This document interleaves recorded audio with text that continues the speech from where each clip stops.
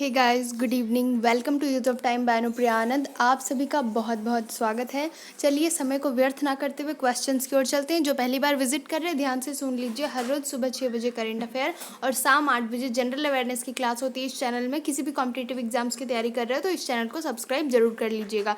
चलिए समय को व्यर्थ ना करते हुए आज के टॉप क्वेश्चन को देखते हैं। क्वेश्चन नंबर 1 ध्यान से देखिए। निम्नलिखित में से किस स्थान पर विद्युत जल शक्ति से पैदा की जाती है? ऑप्शन देखिएगा, 1 नेवेली, 2 एन्नोर, 3 तूतीकोरिन या फिर मैटूर। तो दोस्तों इसका सही आंसर होगा ऑप्शन नंबर 4। जी हाँ, मैटूर। कहा गया है कि किस स्थान पर विद्युत जल शक्ति से पैदा की जाती है, तो मैटूर में, याद रखना है। अगले प्रश्न को देखिए, सवाल नंबर 2।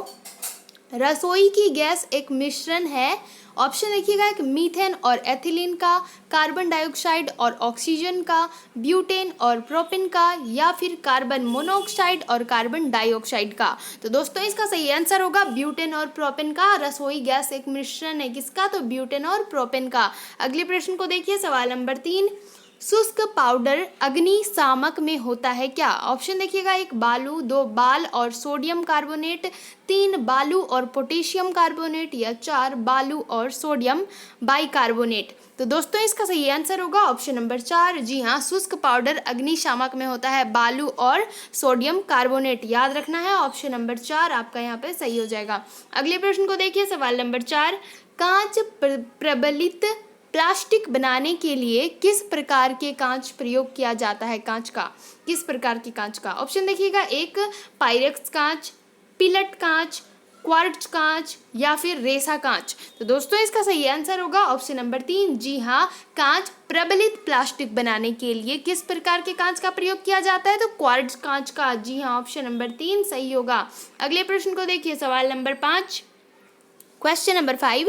नाभिकीय विखंडन के दौरान श्रृंखला अभिक्रिया को नियंत्रित करने के लिए न्यूट्रॉन का अवशोषण करने के लिए प्रयुक्त 2 तत्व कौन कौन है?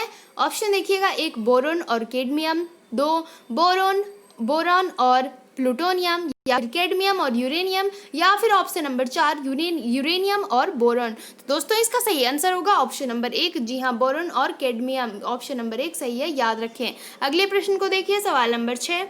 मध्य में वर्तुल छिद्र वाली धातु की एक प्लेट को गर्म किया गया, छिद्र के क्षेत्रफल पर क्या प्रभाव पड़ेगा?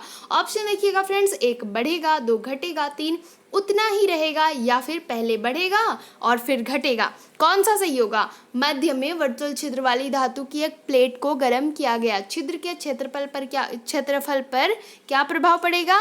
तो वो बढ़ जाएगा, इसलिए ऑप्शन नंबर 1 आपका सही होगा। अगले प्रश्न को देखिए, सवाल नंबर 7। तुल्यकालिक उपग्रह के परिक्रमण की अवधि होती है कितने दिन? 365 दिन, 30 दिन, 24 घंटे, या फिर निरंतर परिवर्तनशील। तो दोस्तों इसका सही आंसर होगा ऑप्शन नंबर 3। जी हाँ, 24 घंटे तुल्यकालिक उपग्रह परिक्रमण की अवधि होती है, 24 आवर यानी कि 24 घंटे, याद रखें। अगले प्रश्न को देखिए, सवाल नंबर 8।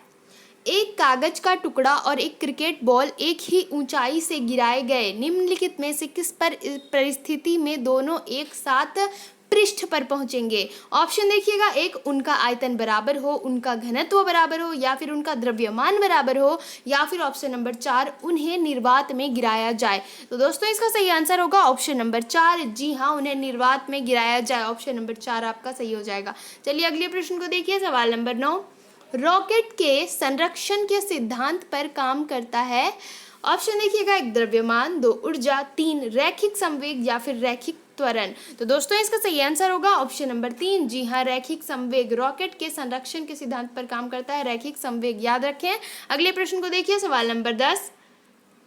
कृत्रिम वर्षा या मेघ बीजन के लिए प्रायः प्रयोग किए जाने वाला रासायनिक द्रव्य है कौन सा? सिल्वर आयोडाइड, सोडियम क्लोराइड, सूखी बर्फ, या फिर उपयुक्त सभी। तो दोस्तों इसका सही आंसर होगा ऑप्शन नंबर 1। जी हाँ, सिल्वर आयोडाइड सही होगा। अगले प्रश्न को देखिए, सवाल नंबर 11। कैल्की जैकिंग क्या है?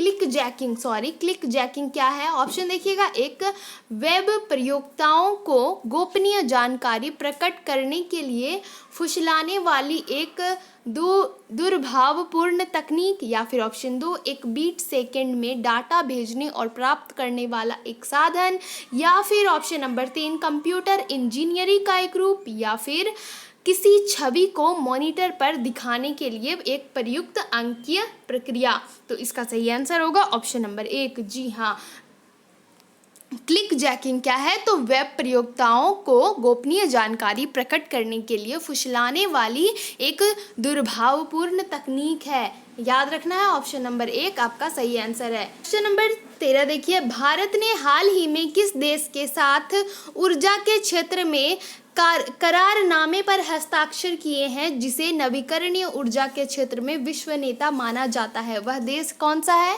ऑप्शन देखिएगा, 1 चीन, 2 स्पेन, 3 जापान, या फिर दक्षिण अफ्रीका। तो दोस्तों इसका सही आंसर होगा स्पेन। जी हाँ, ऑप्शन नंबर 2 सही आंसर है। अगले प्रश्न को देखिए, सवाल नंबर 14, भारत चुनाव आयोग का सदस्य कौन है? ऑप्शन देखिएगा friends, 1 V S. Sampath, 2 doctor N.K. Singh, 3 Abhijit Singh Sen, या फिर बी.बी. टंडन। तो दोस्तों इसका सही आंसर होगा ऑप्शन नंबर 1 वी.एस. संपत। जी हाँ, ऑप्शन नंबर 1 आपका सही आंसर है। भारत चुनाव आयोग का सदस्य कौन है?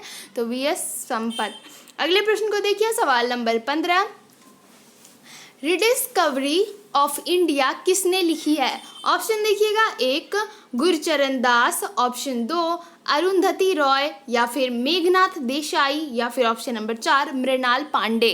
तो दोस्तों इसका सही आंसर होगा मेघनाथ देसाई। जी हाँ, ऑप्शन नंबर 3 सही आंसर है। अगले प्रश्न को देखिए, सवाल नंबर 16, भारत की 61वीं गणतंत्र दिवस परेड में मुख्य अतिथि कौन था? 61वीं गणतंत्र दिवस परेड में मुख्य अतिथि कौन था? ऑप्शन देखिएगा, 1 अफगानिस्तान का राष्ट्रपति, 2 दक्षिण कोरिया का राष्ट्रपति, 3 बांग्लादेश का प्रधानमंत्री, या फिर जापान का प्रधानमंत्री। तो दोस्तों इसका सही आंसर होगा ऑप्शन नंबर 2। जी हाँ, भारत की 61वीं गणतंत्र दिवस परेड में हमारा जो मुख्य अतिथि था वो था कौन? दक्षिण कोरिया का राष्ट्रपति। याद रखना है, ऑप्शन नंबर 2 आपका यहाँ पे सही हो जाता है। अगले प्रश्न को देखिए, सवाल नंबर 17, सुलभ मुद्रा का अर्थ है क्या? ब्याज की कम दर, बचत का निम्न स्तर, या फिर आय का निम्न स्तर, या फिर ऑप्शन नंबर 4 काले धन का आधिक्य। देखिए इसका सही आंसर होगा ऑप्शन नंबर 1। जी हाँ, ब्याज की कम दर। सुलभ मुद्रा का अर्थ है ब्याज की कम दर। अगले प्रश्न को देखिए, सवाल नंबर 18, सेरेना विलियम्स शीर्ष स्तर की महिला खिलाड़ी है। ऑप्शन देखिएगा, 1 बैडमिंटन में, शूटिंग में, टेनिस में, या फिर शतरंज में। तो दोस्तों इसका सही आंसर होगा ऑप्शन नंबर 3। जी हाँ, टेनिस में। याद रखना है। अगले प्रश्न को देखिए, सवाल नंबर 19, ग्रैमी पुरस्कार किस क्षेत्र में दिया जाता है? ऑप्शन देखिएगा, 1 साहित्य, 2 संगीत, 3 विज्ञान, या फिर आविष्कार और खोज। तो दोस्तों इसका सही आंसर होगा संगीत। ग्रैमी पुरस्कार संगीत के क्षेत्र में दिया जाता है, याद रखें। अगले प्रश्न को देखिए, सवाल नंबर 20, हाल में हॉफमैन कप किस देश ने जीता है? ऑप्शन, इसका सही आंसर होगा फ्रेंड्स ऑप्शन नंबर 1। जी हाँ, स्पेन। याद रखना है। अगले प्रश्न को देखिए, सवाल नंबर 21, 2011 से 12 के बजट में 2011 से 12 के लिए राजकोषीय घाटा प्रक्षेपित किया गया है। ऑप्शन देखिएगा, 1 5.1 पर, 2 5.0 पर, 3 4.6 पर, या फिर ऑप्शन नंबर 4 3.4 पर। तो दोस्तों इसका सही आंसर होगा ऑप्शन नंबर 3। जी हाँ, 4.6 पर। याद रखना है। अगले प्रश्न को देखिए, सवाल नंबर 22, डॉक्टर B.R. अम्बेडकर ने संविधान का हृदय और आत्मा किसे कहा था? ऑप्शन देखिएगा, 1 समानता का अधिकार, 2 शोषण के विरुद्ध अधिकार, या फिर संवैधानिक उपचारों का अधिकार, या ऑप्शन नंबर 4 धर्म की स्वतंत्रता का अधिकार। तो दोस्तों इसका सही आंसर होगा ऑप्शन नंबर 3 संवैधानिक उपचारों का अधिकार। याद रखना है, डॉक्टर B.R. अम्बेडकर ने संविधान का हृदय और आत्मा किसे कहा था?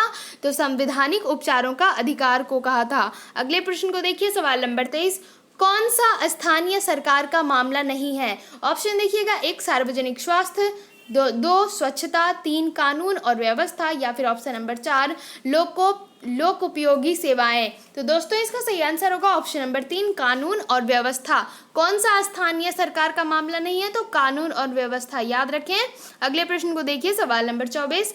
भारत में एकल नागरिकता की अवधारणा अपनाई किसने और किसे? ऑप्शन देखिएगा, इंग्लैंड से, यूएस से, कनाडा से या फिर फ्रांस से। तो दोस्तों इसका सही आंसर होगा ऑप्शन नंबर 1 इंग्लैंड से। भारत में एकल नागरिकता की अवधारणा अपनाई है इंग्लैंड से, याद रखें। अगले प्रश्न को देखिए, सवाल नंबर 25। भारत में दल रहित लोकतंत्र का प्रस्ताव किसने रखा था? ऑप्शन देखिएगा, 1 जयप्रकाश नारायण, 2 महात्मा गांधी, 3 विनोबा भावे या फिर S.A. डांगे। तो दोस्तों इसका सही आंसर होगा ऑप्शन नंबर 1, जी हाँ, जयप्रकाश नारायण।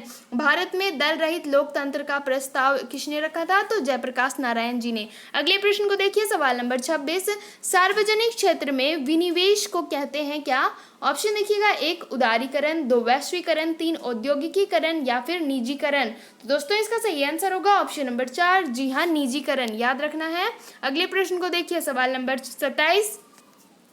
डार्विन फिशिंग का प्रयोग किस समूह के लिए किया जाता है? ऑप्शन देखिएगा, 1 मछलियों के लिए, 2 छिपकलियों के लिए, 3 पक्षियों के लिए या फिर उभयचरों के लिए। दोस्तों इसका सही आंसर होगा ऑप्शन नंबर 3, जी हाँ, पक्षियों के लिए डार्विन फिशिंग का प्रयोग किया जाता है, याद रखना है। किसके लिए? पक्षियों के लिए। अगले प्रश्न को देखिए, सवाल नंबर 28। किसी व्यक्ति के वास्तविक जीवन स्तर का आकलन किया जा सकता है किसके द्वारा? ऑप्शन देखिएगा, सकल राष्ट्रीय आय के द्वारा, ऑप्शन 2 निवल राष्ट्रीय आय द्वारा या फिर ऑप्शन 3 प्रति व्यक्ति आय द्वारा या ऑप्शन नंबर 4 प्रयोज्य निजी आय द्वारा। तो दोस्तों इसका सही आंसर होगा ऑप्शन नंबर 4, जी हाँ, प्रयोज्य निजी आय द्वारा, याद रखना है। अगले प्रश्न को देखिए, सवाल नंबर 29।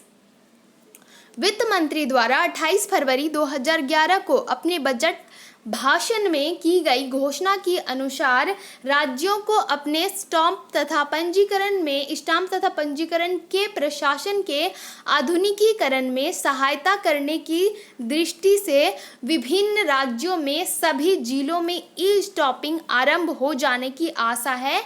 ऑप्शन देखिएगा, 1 वर्ष के अवधि के भीतर या 2 वर्ष के अवधि के भीतर या फिर 3 वर्ष की अवधि के भीतर या ऑप्शन नंबर 4 5 वर्ष की अवधि के भीतर। तो दोस्तों इसका सही आंसर होगा ऑप्शन नंबर 3, वित्त मंत्री द्वारा 28 फरवरी 2011 को अपने बजट भाषण में की गई घोषणा के अनुसार राज्यों का अपने स्टाम्प तथा पंजीकरण के प्रशासन के आधुनिकीकरण में सहायता करने की दृष्टि से विभिन्न राज्यों के सभी जिलों में ई-स्टाम्पिंग आरंभ हो जाने की आशा है 3 वर्ष के अवधि के भीतर, याद रखना है। ऑप्शन नंबर 3 आपका यहाँ पर सही है।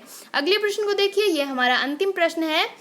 किस सिख गुरु ने स्वयं को सच्चा बादशाह कहा था? ऑप्शन देखिएगा, 1 गुरु गोविंद सिंह, 2 गुरु हरगोविंद या फिर ऑप्शन 3 गुरु तेज बहादुर या फिर ऑप्शन नंबर 4 गुरु अर्जुन देव। तो दोस्तों इसका सही आंसर होगा ऑप्शन नंबर 2, जी हाँ, किस सिख गुरु ने स्वयं को सच्चा बादशाह कहा था? तो गुरु हरगोविंद ने कहा था अपने आप को सच्चा बादशाह, याद रखना है। वीडियो कैसा लगा कमेंट करके जरूर बताइएगा। लाइक जरूर कीजिएगा क्योंकि आप लाइक करते हो तो मुझे खुशी मिलती है, इसलिए लाइक जरूर कर दीजिएगा और जितना शेयर कर सकते हो वीडियो को उतना शेयर कीजिए। अगर आप इससे पिछली वीडियो को देखना चाहते हो तो आई बटन पर देख सकते हो और नीचे डिस्क्रिप्शन में लिंक है।